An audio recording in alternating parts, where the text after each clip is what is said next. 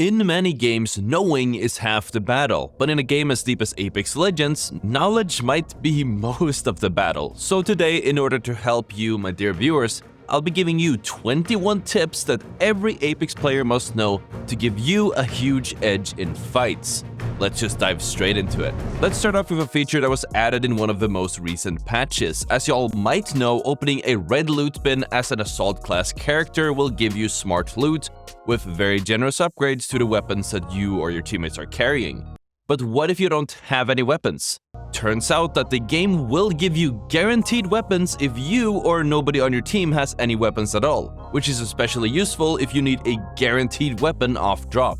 After some initial testing of the feature, there doesn't seem to be any preference for what weapons the smart loot drops. In the same vein, if you pick up or happen to be holding a larger magazine when picking up a weapon off the ground, where it will equip to a new weapon, it will already be reloaded with that new magazine, assuming you have ammunition in your inventory. With that in mind, if you have the option to and you want to save what could be the crucial time of reloading, you always want to grab ammunition, then the new magazine, and then finally followed by the weapon to save up on time. Loba's ultimate can be used to help you find an infinite amount of items within its range. While you can only pick up 2 items per teammate, you can also abuse the ping system to find specific items within the 112-meter range. Let me explain. To do this, ping the item that you want from the black market, exit the black market, and then look at the item's icon. After that, simply hold the ping button to have a line appear straight from the black market to the item, as long as you keep holding that ping button. If you can't see the path to the item properly, back up from the black market, or repeat the previous steps from a different angle. A head glitch is an angle in which you have an angle with a good sightline, but the enemy can really only see your head or the top of your head. If you need one of these head glitches in a pinch, you can open a loot bin and jump onto the back. This works especially well if you're playing a shorter legend. Despite the nerf of Horizon's gravity lift in Season 16, we're still seeing some insane beams that shouldn't be possible. It turns out that taking Horizon's gravity lift now forces hipfire values even if you aim down sights, meaning that Horizon benefits from SMGs more than any other legend now, and the higher level your attached laser sight is, the less spread you will have as you go up the gravity lift. Subscribing to this channel will ensure that you stay up to date with the best Apex Legends tips, guides, and overall banger content. Speaking of hipfire and accuracy, everyone knows that aiming down sights will increase your accuracy compared to hipfire, especially when using certain weapon classes such as the assault rifles. But what many don't know is that when you go from ADS to hipfire, there will be a brief moment where you will have aim down sights accuracy despite having hipfire movement speed, and you can keep shooting as you do this. Meaning that by spamming between aiming down sights and hipfire while you are shooting, you'll be able to deal high accuracy damage without being slowed by the aim down sights movement penalty. Not only that, but swapping between aim down sights and hipfire will change your movement speed seemingly at random as you're strafing back and forward, and it makes you very hard to read and track by the enemy, as they now need to account for changes in your movement speed as well. The aim down sights timing itself depends on your weapon to a certain degree, so I suggest going into the firing range and trying it out yourself to learn how to consistently do it. If a teammate is down in front of a door, you can avoid opening that door when initiating a revive by holding the interact key as you approach them. This is something called input buffering and will basically tell the game to start interacting with the first closest thing, which most of the time will be your teammate. And keep this in mind because input buffering can be used in plenty of other ways in Apex. Gibraltar's bubble has a visual and audio cue at 7 seconds, where it does a bwomp sound. After the cue, the beam in the middle will start flickering, and 5 seconds afterwards, the bubble goes down. This can be used to know when to shoot enemies within the bubble, but also can be a cue so you know when to throw your Gibraltar ultimate at the enemy Gibraltar bubble, and it can even be used as a timer to help you stick an arc star, which will fall down and hit the enemies inside the second the bubble goes down.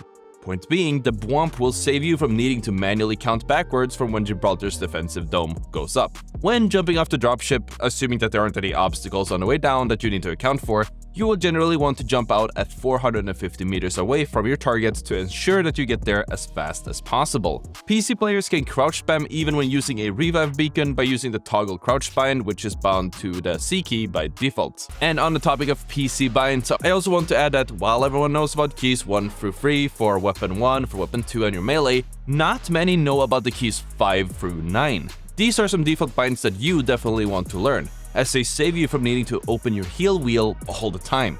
By hitting one of these keys, you can instantly start a specific healing item in your inventory, with pressing 5 popping a syringe, 6 a medkit, 7 popping a cell, 8 starting a shield battery, and 9 using a phoenix kit. The grenade indicators aren't fully accurate, which means that you can be close enough to a grenade or arc star to get the grenade indicator warning, but you're still not going to take any damage. You're safe from taking damage from an arc star or frag grenade at 9 meters, but the indicator will keep showing until you're about 11 meters away. Catalysts can run through enemy catalyst spikes and walls without any real debuff, such as the slow, blind, or even taking damage from the spikes. If you're close enough, enemy spikes will still activate despite them not actually affecting you, which actually will help you mask yourself and make yourself more difficult to spot and hit. Instead of switching to your weapons to make sure that they are reloaded, you can simply open up your inventory and verify that they are. In the same vein, if you're popping a consumable item such as a battery or medkit as a PC player, you can swap the position of your 2 guns to change which gun you pull up as soon as you finish healing. You can figure out when the zone will deal damage by looking at a heat shield. Heat shields will occasionally make a sound and flicker whenever they take damage from the ring.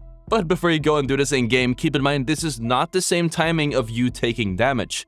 That being said, you can use this to learn the rhythm, as the heat shield damage tick always precedes the ring damage with the same delay.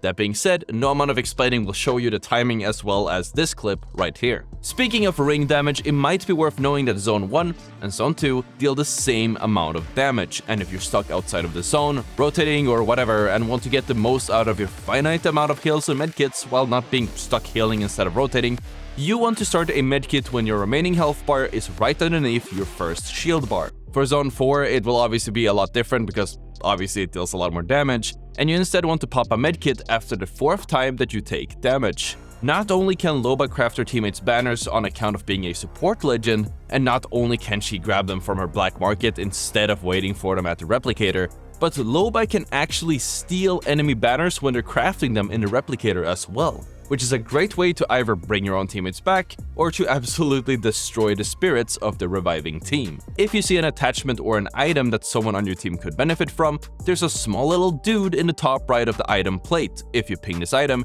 your teammates are probably going to be very grateful. That being said, the white dude also shows up for ammunition, and as far as I know, the game doesn't actually have a way to tell whether a teammate needs more ammunition or not, so don't be that guy going around pinging every piece of ammo you see, because that will definitely not make people grateful.